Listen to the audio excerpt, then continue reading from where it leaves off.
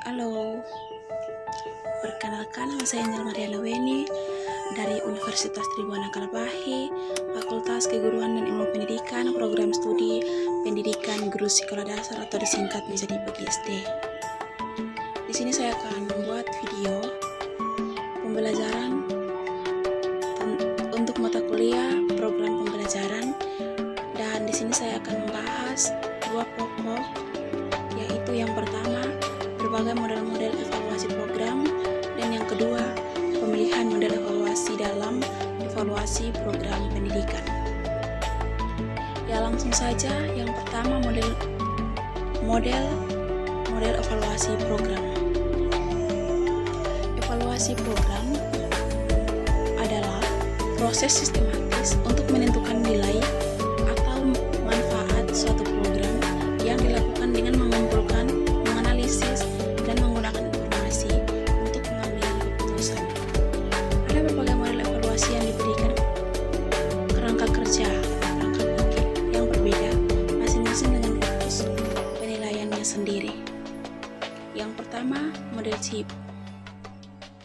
Model CHIP yang dikembangkan oleh salah satu tokoh utama, yaitu Daniel L. Stapledon, adalah salah satu proses model yang paling komprehensif karena mencakup seluruh siklus hidup program. Model ini sangat berorientasi pada penyediaan informasi yang berguna bagi pengambilan keputusan. Yang pertama, konteks. Evaluasi konteks berfokus pada analisis lingkungan program. Tujuannya adalah mengidentifikasi kebutuhan yang belum terpenuhi, masalah yang mendasari, dan tujuan yang paling penting, yang paling relevan. Evaluasi ini dilakukan di awal program atau di fase perencanaan. Yang kedua, input atau masukan.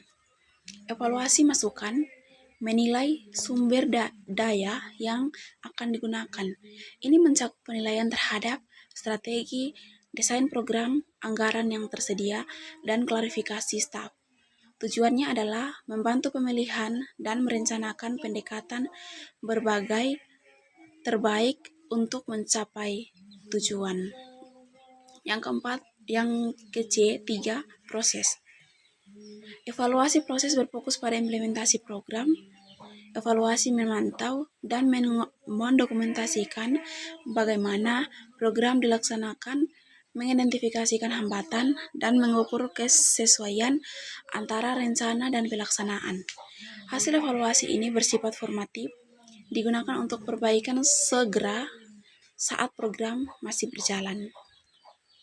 Yang berikut, produk atau hasil. Evaluasi produk menilai dampak dan hasil program, baik hasil jangka pendek atau keluaran langsung maupun hasil jangka panjang atau dampak. Tujuannya adalah mengukur pencapaian tujuan dan mengidentifikasi konsekuensi program, termasuk dampak positif dan negatif yang tak terduga. Hasilnya bersifat sumatif, digunakan untuk keputusan akhir seperti melanjutkan atau menghentikan program. Yang kedua, yaitu model evaluasi formatif dan sumatif. Model evaluasi formatif dan sumatif ini mengklarifikasikan evaluasi berdasarkan waktu dan tujuan utamanya yang mempengaruhi bagaimana hasil evaluasi digunakan. Yang pertama yaitu evaluasi formatif. Evaluasi formatif dilaksanakan selama pengembangan dan implementasi program. Tujuan utamanya adalah untuk memperbaiki dan menyempurnakan program. Fokusnya adalah pada proses dan kualitas pelaksanaan. Umpan balik dari evaluasi ini adalah harus cepat agar dapat segera digunakan dalam pelaksanaan program. Yang berikut, evaluasi sumatif. Evaluasi sumatif dilaksanakan setelah program selesai sepenuhnya. Tujuan utamanya adalah untuk menentukan nilai keseluruhan dari program. Fokusnya adalah pada hasil dan dampak akhir. Informasi ini digunakan oleh pihak eksternal atau pengambilan keputusan senior untuk menstabilitas atau menentukan kelanjutan program di masa depan. Yang ketiga, model evaluasi berorientasi tujuan. Model evaluasi berorientasi tujuan adalah model evaluasi tertua dan paling sederhana yang sangat menekankan pada efisiensi pencapaian tujuan. Bagian A, fokus pada tujuan. Fokus utama model ini adalah membandingkan hasil yang dicapai dengan tujuan program yang telah ditetapkan sebelumnya dan harus terukur. Tyler berpendapat bahwa evaluasi adalah proses yang mengetahui sejauh mana tujuan pendidikan telah dicapai. Yang kedua, proses linear. Proses evaluasi bersifat linear, yaitu 1. Merumuskan tujuan operasional yang jelas, 2. Mengembangkan alat ukur yang sesuai, 3. Mengumpulkan data kinerja, dan 4. Membandingkan hasil yang diperoleh dengan tujuan awal untuk menentukan tingkat keberhasilan. Yang keempat, model 4 tingkat Kirkpatrick. Model ini sangat populer terutama dalam evaluasi program pelatihan dan pengembangan sumber daya manusia. Model ini menilai dampak secara bertingkat, yaitu bertingkat atau level, yaitu A atau level 1, yaitu reaksi.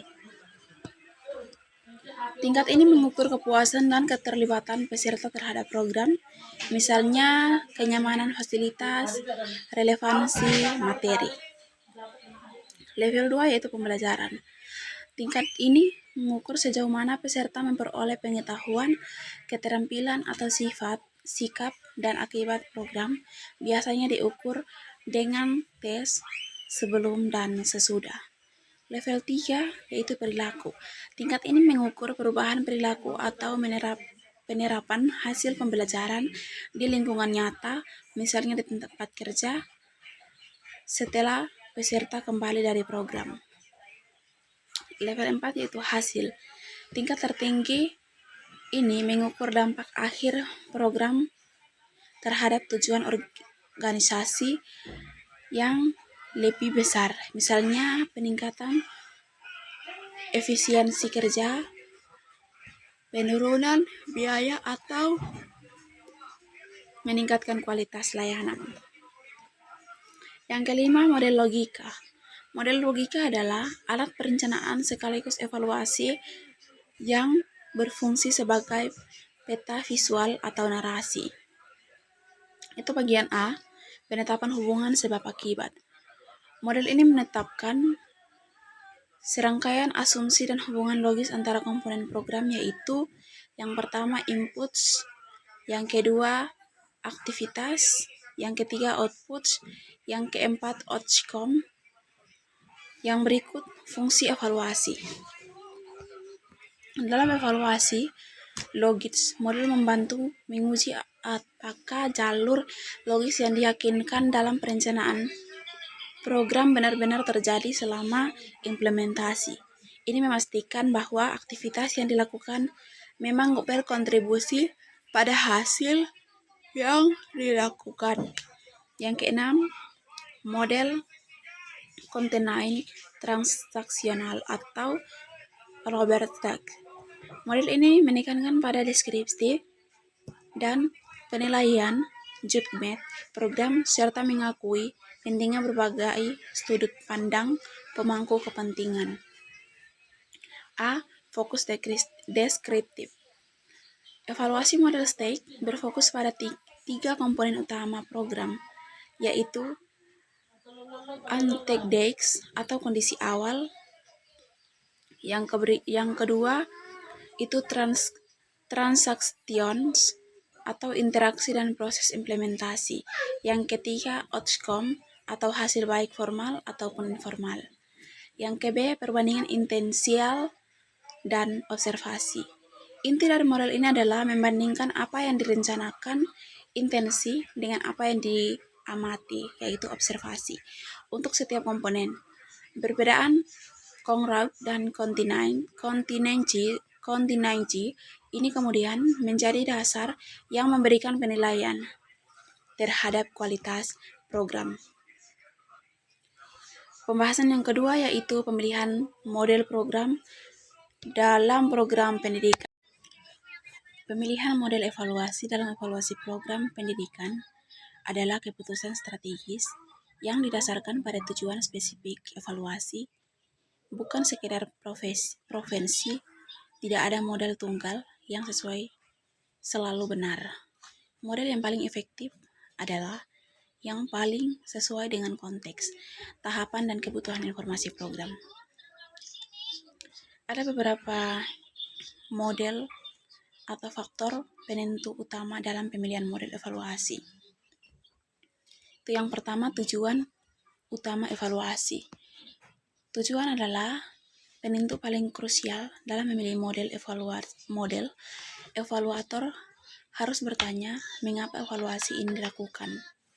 Untuk perbaikan evaluasi formatif, jika tujuan utamanya adalah mengidentifikasi kelemahan program dan memberikan rekomendasi untuk menyempurnakan segera saat program masih berjalan, model yang menekankan pada proses sangat cocok. Contohnya menggunakan komponen proses dari model chip atau model formatif. Jadi untuk pengambilan keputusan komprehensif, jika pengambilan keputusan membutuhkan penggambaran utuh dari perencanaan hingga hasil, model chip adalah model terbaik karena menilai konteks, input, proses, dan produk secara menyeluruh. Yang kedua, tahap pengembangan program. Waktu pelaksanaan evaluasi menentukan fokus model yang dipilih. Fase perencanaan, model harus berfokus pada validasi, desain, dan kebutuhan. Pilihan model yang menekankan pada konteks dan input chip atau logic, model ini memverifikasi asumsi program. Fase implementasi atau berjalan, pilih model yang fokus pada proses dan pemantauan seperti komponen proses chip atau evaluasi formatif. Yang berikut, sifat program dan kebutuhan data. Sifat dasar program dan jenis data yang diperlukan juga membatasi atau memperluas pilihan model. Fokus pada capaian jelas dan untuk program dengan tujuan pembelajaran yang sangat spesifik dan terukur.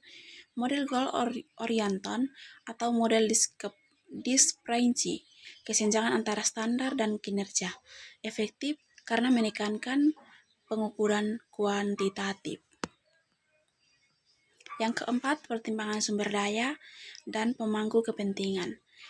Keterbatasan praktis dan kebutuhan pengguna hasil evaluasi harus diprioritaskan. Ketersediaan sumber daya model yang sederhana seperti goal oriented lebih realistis jika anggaran dan waktu terbatas. Model chip atau containment membutuhkan sumber daya yang lebih besar karena sifatnya luas. Prioritasnya stakeholder. Jika penyandang dana hanya menanyakan hasil atau akuntabilitas, maka model sumatif atau produk utamanya diutamakan jika guru dan manajemen program yang menjadi pengguna utama. Mereka akan membutuhkan detail proses atau formatif. Pada akhirnya, evaluator sering menggunakan pendekatan elektronik atau campuran, yaitu pengambilan elemen terbaik dari berbagai model, misalnya menggunakan logic, model untuk merencanakan, dan chip untuk melaksanakan, untuk memastikan evaluasi memberikan informasi yang paling valid, andal, dan berguna.